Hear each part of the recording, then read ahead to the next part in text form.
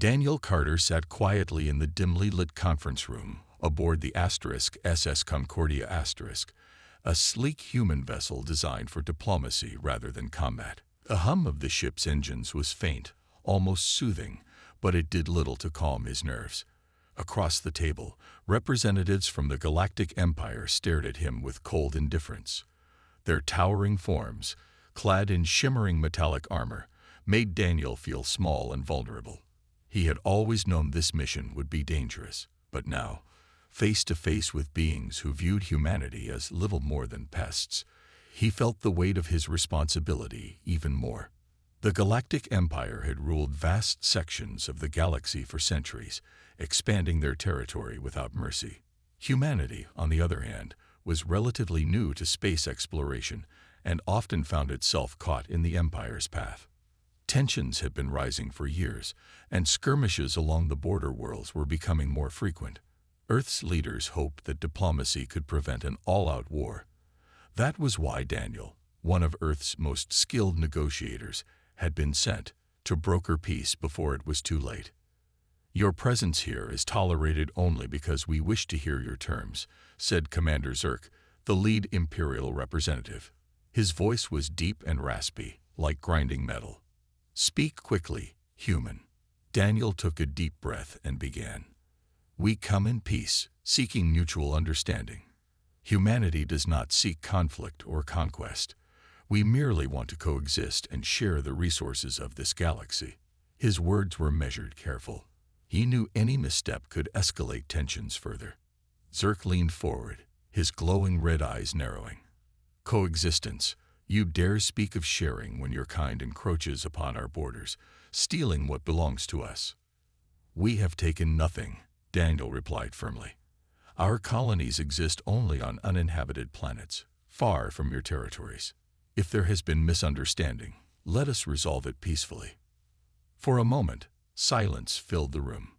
Then, unexpectedly, another Imperial officer stood up abruptly. This one was younger, angrier. "Enough of this deception," he shouted, pointing an armored finger at Daniel. "This diplomat spies for your military. He gathers information to weaken us." Daniel raised his hands in protest. "That's not true. I'm here to negotiate." But the young officer wasn't listening. Before anyone could stop him, he drew a plasma blade and lunged toward Daniel. There was no time to react. The blade struck swiftly, piercing Daniel's chest. Gasps echoed through the room as blood spilled onto the polished table. Daniel slumped forward, life fading from his eyes. Chaos erupted. Human security officers rushed into the room, weapons drawn, but the Imperial delegation had already activated their teleportation devices, vanishing in flashes of light. All that remained was Daniel's body, sprawled across the table, and the stunned faces of those who had witnessed the brutal act. News of the assassination spread quickly. Back on Earth, people watched live footage of Daniel's final moments, broadcasted accidentally by an open communication channel. Outrage boiled over. Protests erupted in cities worldwide, demanding justice. Leaders convened emergency meetings, debating how to respond. For many, the question was no longer whether war was inevitable. It was how soon they could strike back. As the galaxy braced for what was to come, Daniel's death became a symbol of humanity's struggle against oppression. Little did anyone know, it would also serve as the spark that ignited the greatest conflict the stars had ever seen. General Rachel Monroe stood in the war room of United Earth Defense Force headquarters, staring at the holographic display of Daniel Carter's lifeless body. The image was frozen mid-fall, his face frozen in shock. It had been replayed countless times across news channels and social media platforms. Every time she saw it, her chest tightened with anger and grief. She clenched her fists, trying to focus on the task ahead. Humanity was about to change forever. Around her, officers bustled, their voices low but urgent. Maps of Imperial territories flickered on screens, highlighting potential targets for retaliation. Communication lines buzzed with updates from military bases around the globe. Everyone knew what was coming next. War. But Rachel understood that declaring war wasn't just a decision. It was a promise. Once made, there would be no turning back. She turned to face President Laura Bennett, who sat at the head of the table. Laura looked pale but determined, her hands clasped tightly together. "We need to act fast," Rachel said firmly. "The Empire thinks they can kill one of ours and get away with it. If we don't respond decisively, they'll see us as weak, and weakness invites more attacks." Laura nodded slowly. "I agree, but we must make sure the people understand why we're doing this. We're not warmongers. We're fighting for survival." Rachel stepped closer to the president. "Then let's give them something to rally behind. Let's show them we won't bow down to tyranny. That starts now." She gestured toward the door. "Call an emergency session of the United Earth Council. I'll brief them on our plans. Meanwhile, I'll prepare a statement for the troops. They need to know we stand united." Hours later, Rachel stood beside Laura as the president addressed the world. Cameras flashed, capturing every moment. Laura spoke clearly, her voice steady despite the weight of her words. "Today, humanity mourns the loss of Daniel Carter, a brave diplomat who gave his life in pursuit of peace. His death will not be forgotten. It will serve as a reminder of the Empire's cruelty and our resolve. From this day forward, we declare full-scale war against the Galactic Empire until justice is served." The crowd outside erupted into cheers. Flags waved, fists pumped into the air, and chants of "For Daniel" echoed through the streets. People wanted vengeance, and the government was ready to deliver. Back in the war room, Rachel worked tirelessly with her team. Troop movements were coordinated, supply chains secured, and battle strategies refined. Among the officers was Captain Ethan Blake, a skilled pilot known for his calm demeanor under pressure. He approached Rachel cautiously, his expression grim. "General, my squadron is ready whenever you need us," he said. "But are you sure we're prepared for this? The Empire outnumbers us, outguns us." Rachel cut him off with a sharp look. "Do you think I don't know that?" She snapped. Then, softening slightly, she added, "Yes, they're stronger. But strength isn't everything. We have something they don't: unity. Every man, woman, and child on Earth stands with us today. That's our advantage." Ethan nodded silently, though doubt lingered in his eyes. Deep down, he wondered if unity alone would be enough. Still, he couldn't deny the fire burning within him, a mix of rage and determination. Daniel's death had hit hard, even among those who hadn't known him personally. It felt personal now. It felt like family. As night fell, Rachel walked alone along the balcony of the headquarters, gazing up at the stars. Somewhere out there, the Empire plotted its next move. She knew the road ahead would be long and bloody, but she also knew one thing for certain: humanity wouldn't go quietly into the darkness. Not this time. The *SS Avenger*, a sleek human starfighter carrier, drifted silently in the shadow of a distant asteroid field. Captain Ethan Blake stood on the bridge, staring at the glowing screens that displayed their target, an Imperial mining outpost known as Theta 7. This was humanity's first real strike against the Galactic Empire, and Ethan felt the weight of responsibility pressing down on him. He knew success or failure here could shape the entire war. Theta 7 wasn't just any outpost. It supplied the Empire with vital resources like dilithium crystals, which powered their advanced weaponry. Without those supplies, the Empire's military machine would sputter. The plan was simple: disable the facility, destroy its stockpiles, and retreat before reinforcements arrived. But nothing about this mission felt simple to Ethan. Too much could go wrong. "Captain," called Lieutenant Ryan Cole, his voice breaking the quiet tension, "all squadrons are ready for deployment." Ethan nodded, turning to face the young officer. "Good. Remember, we hit hard and fast. No heroics. Stick to the plan." His eyes scanned the room, meeting the gaze of each pilot seated at their station. Many of them were barely out of training, fresh-faced and eager. Among them was Lucas Meyer, Ethan's closest friend and wingman. Lucas gave him a confident grin, though Ethan noticed the slight tremble in his hands. Moments later, the hangar bay doors opened, and the squadron launched into the cold void of space. The ships moved in perfect formation, engines humming softly as they approached Theta 7. The outpost loomed ahead, its jagged metal structures glinting under the light of a nearby star. Imperial guards patrolled lazily outside, unaware of the storm about to descend upon them. "All right, listen up," Ethan said over the comms. "Alpha Team, focus on disabling the shield generators. Beta Team, take out the perimeter defenses. Once we're inside, Charlie Team hits the storage bays. Move quickly, we don't have much time." The attack began without warning. Plasma blasts erupted from the human fighters, striking the outpost's outer defenses. Chaos exploded as alarms blared and Imperial forces scrambled to respond. Ethan led Alpha Team in a daring dive toward the shield generator, weaving through enemy fire with precision. Behind him, Lucas followed closely, covering his back. "This is too easy," Lucas joked over the comms, firing a missile that obliterated an Imperial turret. "Maybe the Empire isn't so tough after all."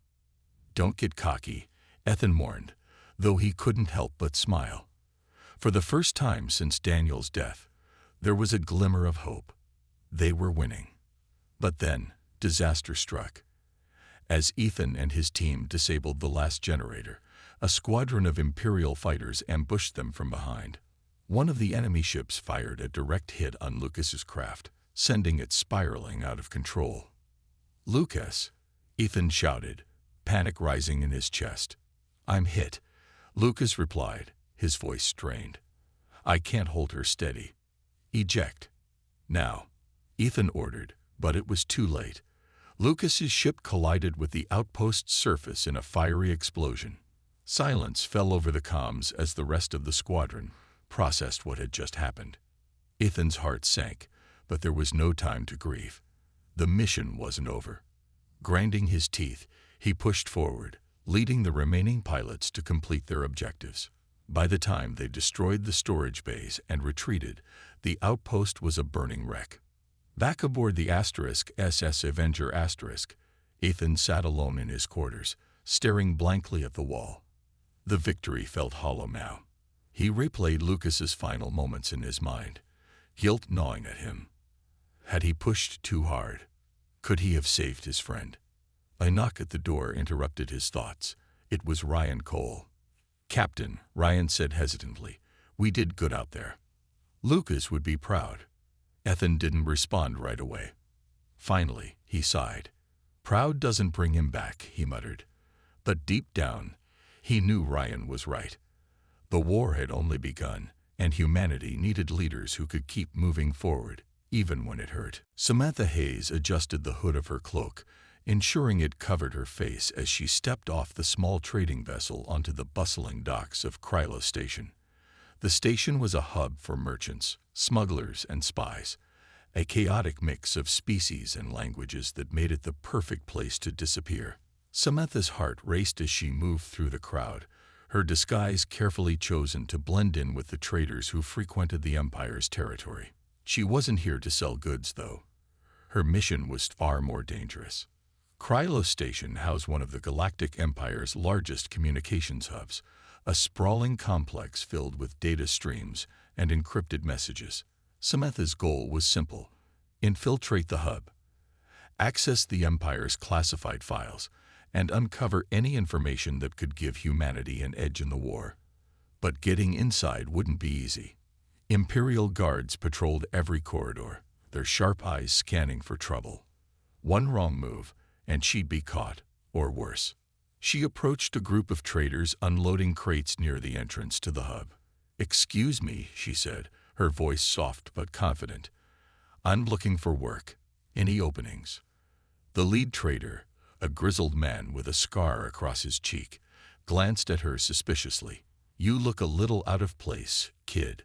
What's your story?" "I'm just trying to make a living," Samantha replied, forcing a smile. "I can carry cargo, clean up, Whatever you need. After a moment of consideration, the traitor nodded. All right, we could use an extra pair of hands. Follow me. Samantha followed the group into the communications hub, her pulse quickening with each step. Inside, the air buzzed with activity. Workers scurried between terminals, while massive screens displayed streams of data. Samantha's eyes darted around, searching for an opportunity. She knew she had only one chance to get what she needed. Hours passed as she worked alongside the traders, carrying crates and pretending to be just another laborer. Finally, when the traders were distracted by a heated argument over payment, Samantha slipped away.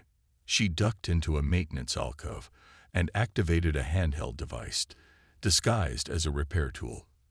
The device interfaced with a nearby terminal, bypassing security protocols with surprising ease. Lines of text scrolled across the screen as she sifted through the Empire's files. What she found chilled her to the bone. Hidden within the encrypted messages was proof that Daniel Carter's assassination hadn't been a random act of aggression. It had been part of a larger plan. Emperor Calvorn himself had ordered the killing, viewing it as the first step in a campaign to exterminate humanity entirely. The Empire saw humans not as rivals, but as pests to be eradicated.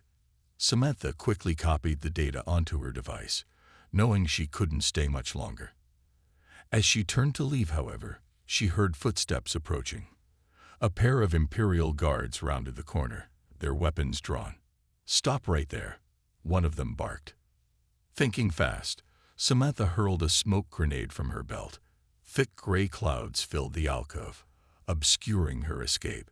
She sprinted down a narrow corridor, dodging patrols and narrowly avoiding detection. Her heart pounded as she reached the exit, slipping back into the crowded docks just as alarms began blaring behind her. Once aboard her ship, Samantha transmitted the intel to United Earth Defense Force headquarters.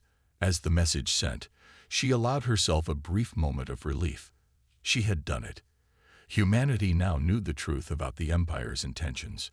But as she stared out at the stars, she couldn't shake the feeling that this was only the beginning. The Empire wouldn't stop until humanity was wiped out, and neither would she. Admiral Marcus Darrow sat in the Grand Council chamber of the Galactic Empire, his hands clasped tightly to hide their trembling. Around him, the other Imperial leaders argued loudly, their voices echoing off the cold stone walls. Emperor Calvorn sat on a raised throne at the head of the room, his expression unreadable as always. The Empire's war against humanity was escalating quickly, and Marcus knew it was spiraling out of control.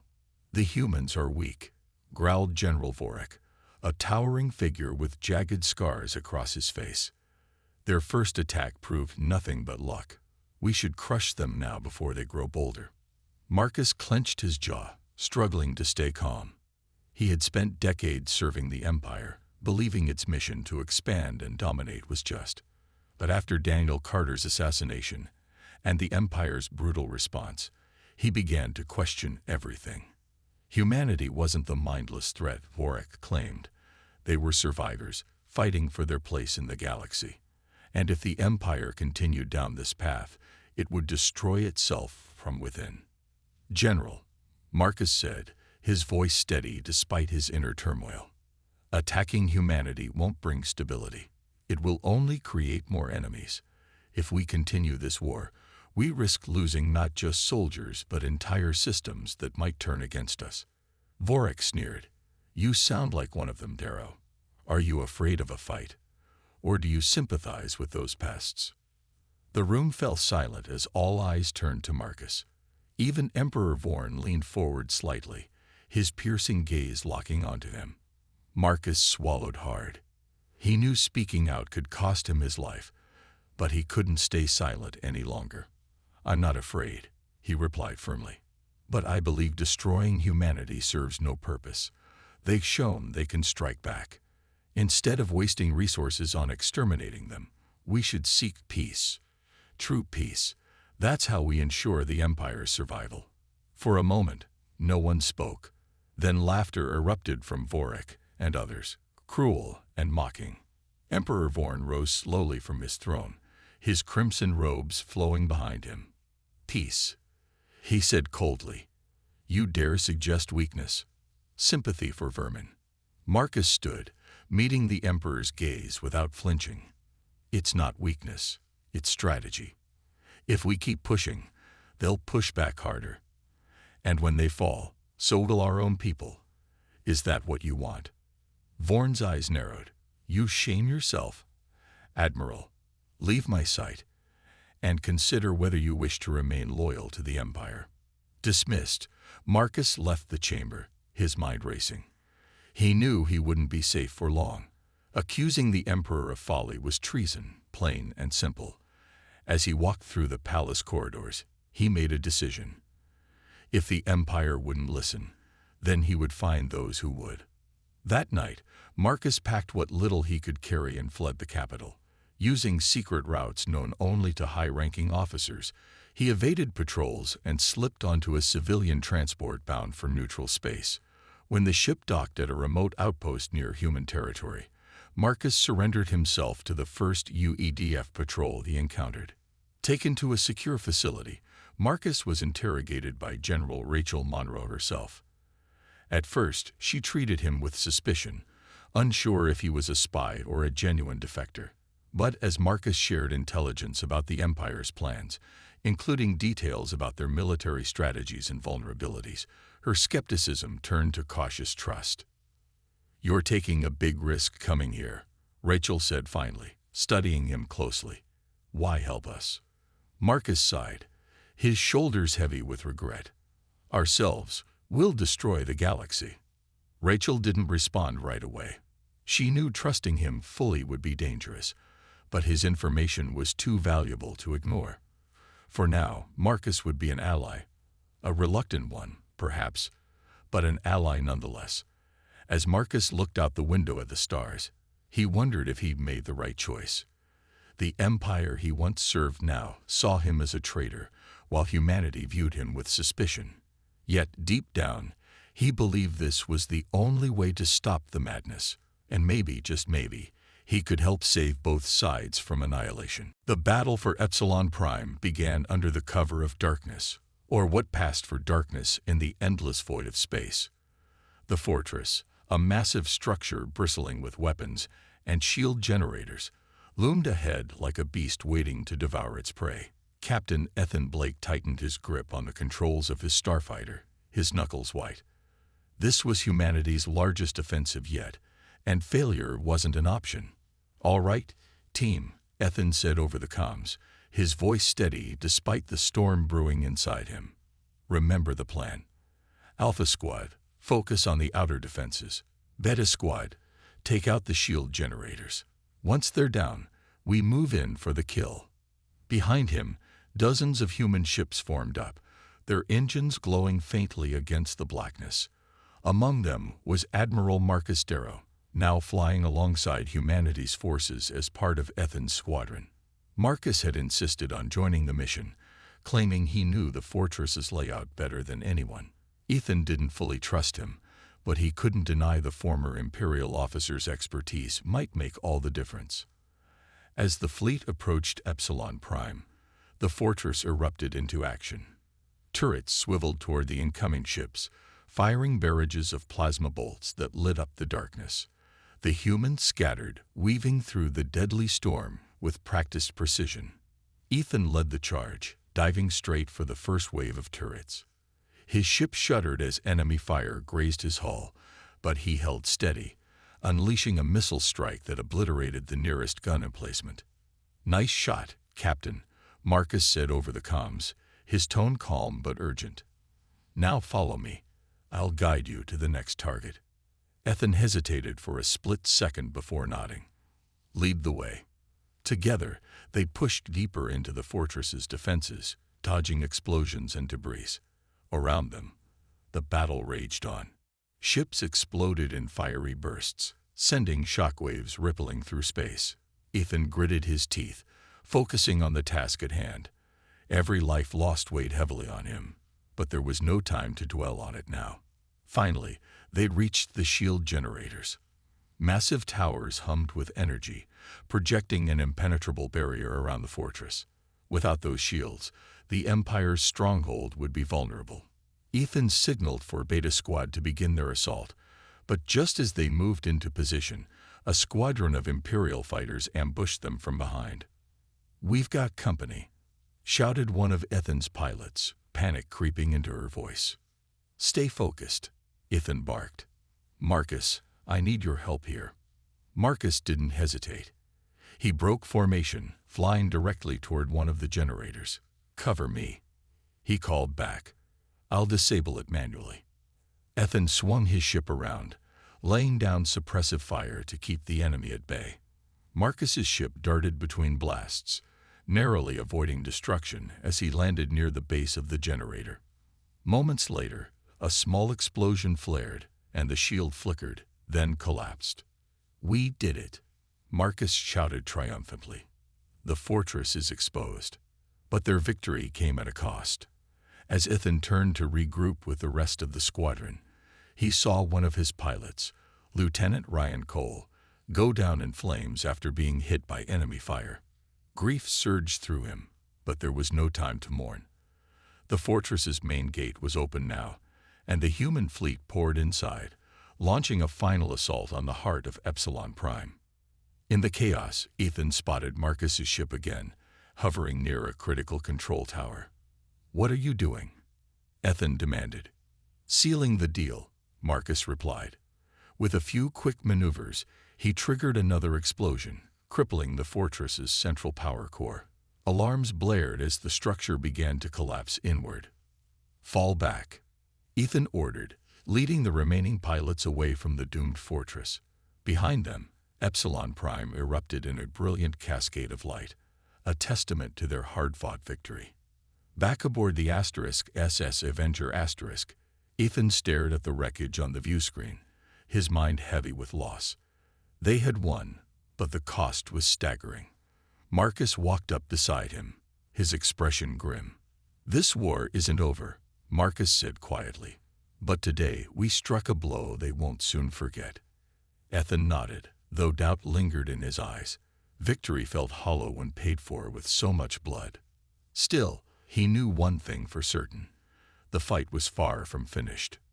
And neither was he. Emily Dawson sat in her small office aboard the *SS Horizon *, a human news vessel trailing the front lines of the war.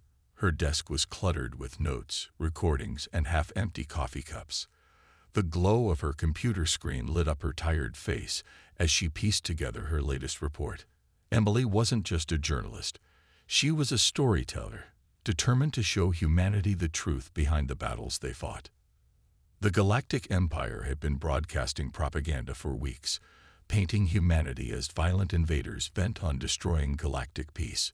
Their message was simple but effective. Humans are the enemy. Resist them at all costs. Emily knew these lies could sway public opinion, even among neutral systems caught between the two sides. If people believed the Empire's version of events, humanity's fight would become even harder. But Emily had something the Empire didn't: the voices of those who were actually fighting. She played back an interview with Captain Ethan Blake, recorded shortly after the battle for Epsilon Prime. His words were raw, honest, and full of emotion. "We're not here to conquer," Ethan had said. "We're here to protect our families, our homes. The Empire started this war when they killed Daniel Carter. We're just trying to survive." Emily typed furiously, weaving Ethan's words into her article. She included stories from soldiers, medics, and civilians, ordinary people doing extraordinary things to keep humanity alive. She wanted her audience to see the faces behind the headlines, to understand that every casualty mattered. This wasn't just a war. It was a struggle for survival. Meanwhile, deep within Imperial territory, Emperor Kelvorn watched Emily's reports on a large screen in his private chambers. His expression was unreadable, but his fists clenched tightly at his sides. "This woman," he growled, turning to his advisor, "is dangerous. Her words weaken our narrative. Silence her." The advisor nodded nervously. "We'll intercept her broadcasts and replace them with ours." No one will hear her lies. Back on Earth, Emily's reports reached millions. Cities held vigils for fallen soldiers, their names projected onto towering screens. Families shared stories of loved ones serving on the front lines. Even children drew pictures of starships and heroes, pinning them to walls as symbols of hope. Emily's work reminded everyone why they were fighting. Not for revenge, but for freedom. But the Empire's counter-efforts weren't idle. Imperial hackers infiltrated human communication networks, replacing Emily's broadcasts with twisted versions of the truth. In these altered messages, humans were portrayed as ruthless killers, slaughtering innocent beings across the galaxy. Some neutral systems began to waver, unsure whom to believe. Emily noticed the interference immediately. Her reports were being cut off mid-sentence, replaced by garbled transmissions. Frustrated but undeterred, she devised a new plan. Using encrypted channels and smuggled data chips, she sent her stories directly to independent stations scattered across the galaxy. These smaller outlets couldn't be easily silenced, and soon, Emily's voice reached even deeper into contested territories. One day, while reviewing footage from the front lines, Emily came across an unexpected gem, a recording of Admiral Marcus Darrow speaking to a group of human soldiers. "I used to serve the Empire," Marcus admitted, his tone heavy with regret. "But I saw how wrong they were. Humanity isn't perfect, but we don't deserve extinction. Fight for your future, for everyone's future." Emily included the clip in her next report, knowing it would resonate with viewers. Marcus's words added weight to her message, proof that even former enemies could stand united against tyranny. As her latest broadcast aired, Emily leaned back in her chair, exhausted but proud. She knew the Empire would keep trying to silence her, but she also knew the truth was stronger than any lie.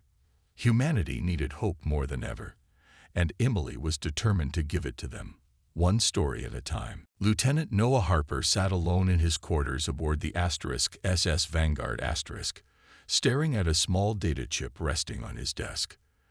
The chip contained classified information, details about upcoming human military operations, troop movements, and supply routes. It was everything the Galactic Empire needed to cripple humanity's war effort, and Noah had agreed to hand it over. Noah wasn't always like this. Once, he had been a loyal officer, proud to serve under General Rachel Monroe and fight for humanity's survival. But months of brutal warfare had worn him down.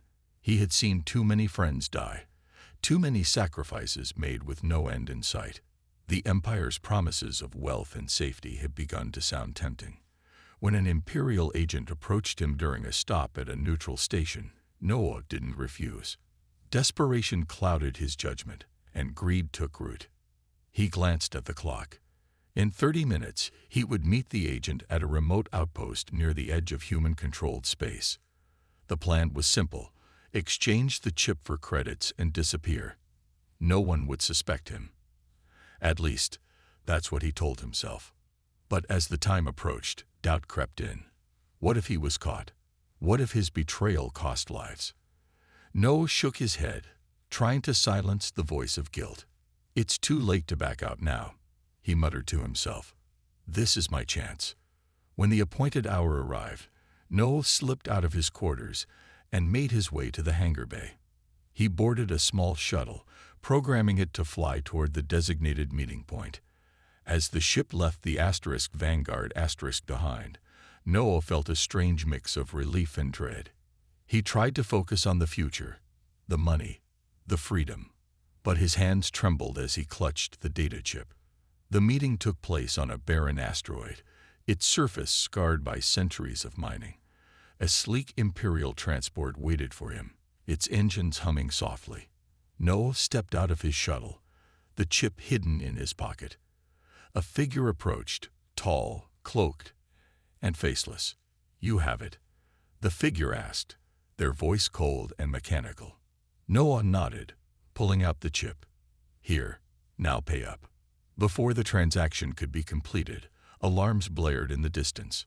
Red lights flashed across the asteroid's surface as human fighters descended from above.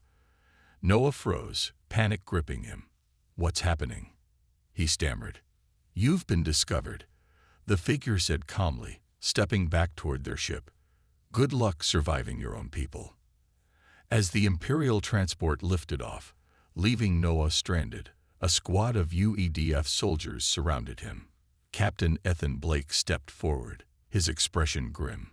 "Lieutenant Harper," he said, his voice heavy with disappointment, "you're under arrest for treason." Back aboard the Vanguard Noah was interrogated relentlessly. At first, he denied everything, but when confronted with evidence, including recordings of his secret communications with the Empire, he broke down. "I didn't want to do it," he cried. "I just wanted out. I thought they'd win anyway."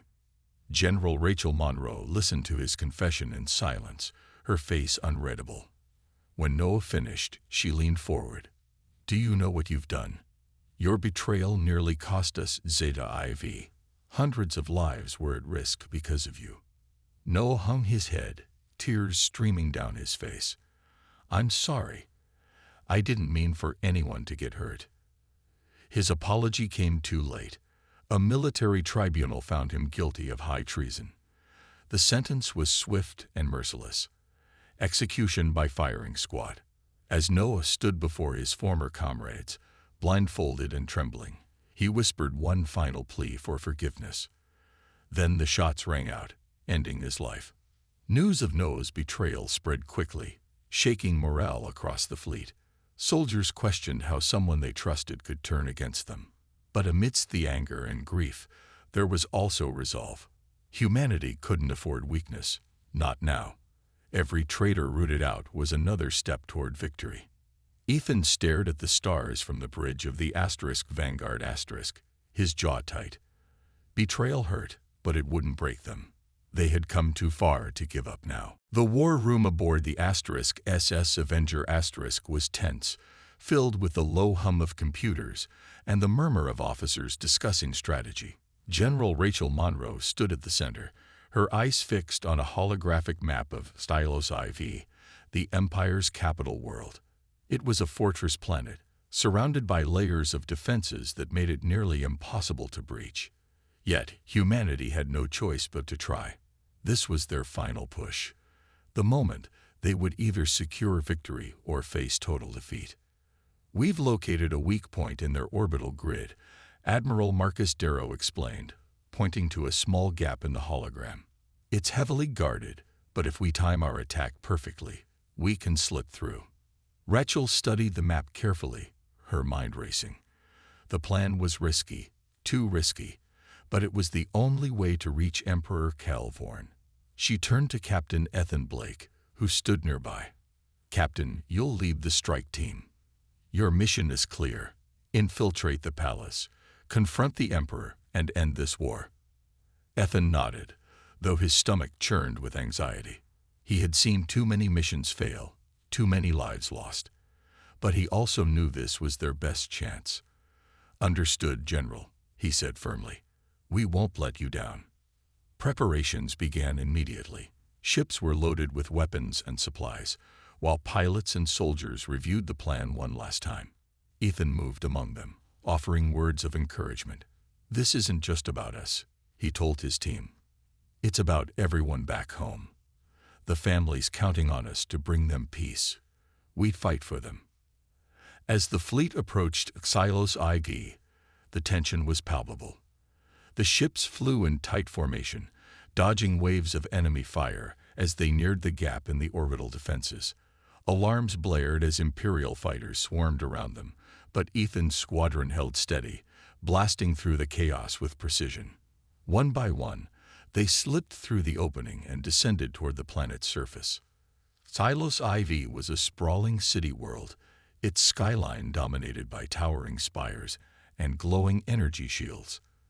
The human fleet landed on the outskirts of the capital, where resistance was fierce. Soldiers fought their way through streets lined with Imperial troops, every step forward earned with blood and sacrifice. Ethan led the charge, his heart pounding as they neared the palace gates. Inside the palace, Emperor Vorn awaited them, his expression calm despite the commotion outside. He stood atop a grand balcony overlooking the battlefield, watching as humanity pushed closer to his stronghold. "They're persistent," he muttered to an advisor. "But persistence won't save them." Finally, Ethan and his team breached the palace doors, fighting their way through wave after wave of guards. The air was thick with smoke, and the sound of plasma blasts echoing off marble walls. When they reached the throne room, Ethan stepped inside alone, his weapon raised. There, standing before him, was Emperor Vorn. "So, you've come to kill me," Vorn said, his voice dripping with disdain. "Do you think your death will change anything?" "It's not about killing you," Ethan replied, his voice steady. "It's about ending your tyranny. Humanity deserves a future, and we're taking it back." With that, the two clashed in a fierce duel, blades flashing in the dim light. Vorn was skilled, but Ethan's determination gave him strength. Blow after blow, he pushed forward until finally, his blade struck true. Vorn fell, his crimson robes pooling around him like spilled blood. Ethan stood over the fallen emperor, breathing heavily. It was over. The Empire's reign of terror had ended. As he signaled for the fleet to withdraw, he felt a mix of relief and sorrow. Victory had come at a terrible cost, but it was worth it. Outside, the surviving soldiers cheered, their voices carrying across the battlefield. For the first time in years, there was hope. The galaxy was quiet for the first time in years. News of Emperor Kel Vorn's death spread quickly, and the Galactic Empire crumbled without its leader. Systems once loyal to the Empire began declaring independence, while others reached out to humanity, seeking peace. On Earth, people gathered in streets and squares, celebrating the end of a war that had cost so much, but also brought them together. President Laura Bennett stood on a platform in the heart of New York City, addressing a massive crowd. Her voice echoed through speakers as cameras captured every moment. "Today marks the dawn of a new era," she said, her tone filled with both pride and sorrow. "We fought not because we wanted to, but because we had to. We lost many along the way, brave men and women who gave everything for our freedom.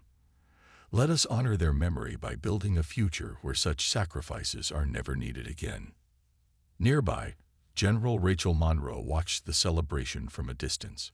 She didn't feel like celebrating. The weight of the war still pressed heavily on her shoulders. Too many lives had been lost, too many families torn apart.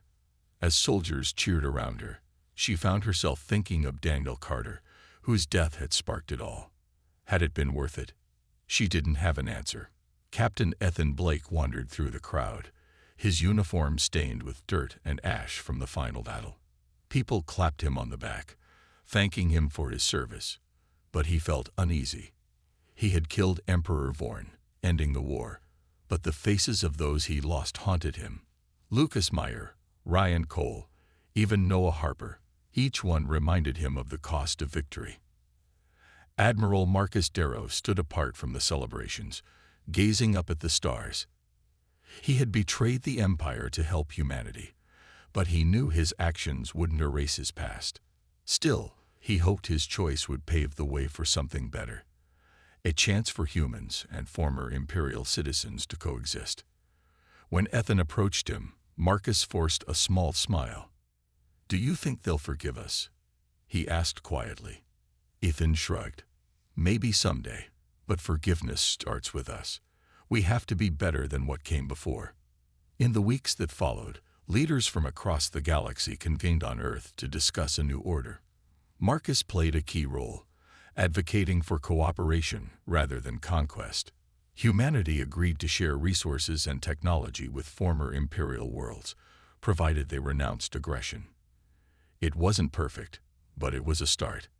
Emily Dawson wrote her final report on the war, capturing both its horrors and its lessons. "War changes everyone," she wrote. "It takes pieces of us we can never get back. But it also shows us what truly matters: family, unity, and hope. Let this be the last war we ever fight." As the galaxy began to heal, Ethan returned to his home planet, a quiet farming community far from the chaos of battle. He walked through fields under a golden sunset, remembering the friends he'd lost. Though grief lingered, he allowed himself a moment of peace. For the first time in years, the stars above didn't feel like enemies. They felt like possibilities. History books would remember the Great Retribution as humanity's defining moment. But for those who lived through it, the war was more than dates and battles. It was pain, sacrifice, and resilience. And though no one could predict the future, they chose to believe it was brighter than the past. Somewhere among the stars, a child looked up at the night sky and dreamed of exploration instead of conflict. That dream was humanity's greatest victory, a reminder that even after the darkest nights, dawn always comes.